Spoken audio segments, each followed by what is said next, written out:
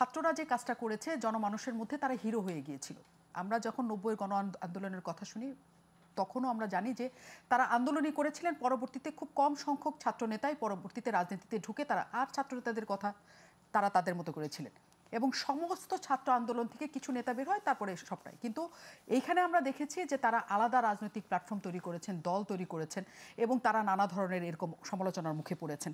জনগণ ছাত্রদের চেয়েছিল একটা প্রেশার গ্রুপ হিসেবে, যে রাজনৈতিক দলগুলোকে তারা ওয়াচডগ হিসেবে কাজ করবে, রাজনৈতিক দলগুলো যাতে ভুলভ্রান্তি না করতে পারে তারা সবসময় সতর্ক থাকবে।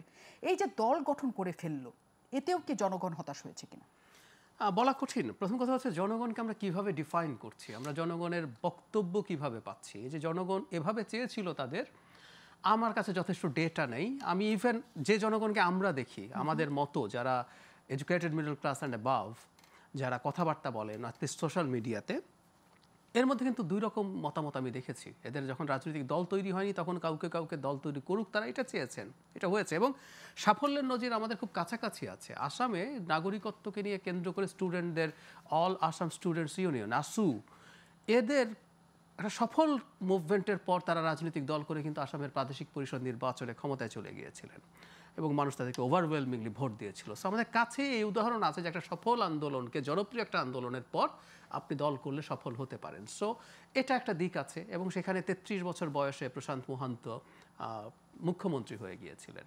তো সেই রকম একটা পরিস্থিতি আমাদের এখানে হয়তো ছিল এবং অনেকে চেয়েছিলেন দল করুক। এবং আমার ব্যক্তিগত অপিনিয়ন যদি বলি, আমি চেয়েছিলাম তারা দল করুন, কিন্তু তাদের সরকারে যাওয়াটা আমি একেবারেই পছন্দ করিনি। সরকারে তো শুধু ফর্মালি ক্যাবিনেটে নয়, যে ভাইয়া যেটা বললেন তুষার ভাই, যে বিভিন্ন মন্ত্রণালয়ে বৈধভাবে বিভিন্ন লোকজন এবং তদবির বাণিজ্যে ইনফর্মালি জড়িয়ে পড়া, এগুলো তাদেরকে করাপ্ট করে ফেলেছে।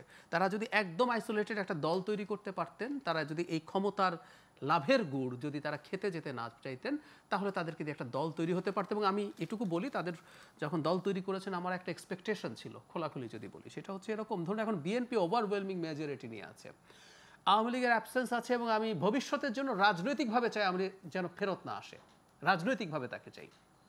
তাহলে অপশান কি? একটা রাইটিস্ট ফোর্স মাথাচাড়া দিতে পারে। সো আমি এটা দেশের জন্য কল্যাণকর মনে করি না। তাহলে একটা সেন্ট্রিস্ট আরেকটা ফোর্স, এনসিপি যদি একটা মধ্যপন্থী শক্তিশালী দল হিসাবে দাঁড়াতে পারতো, আমাদের জাতির জন্য ভালো হতো।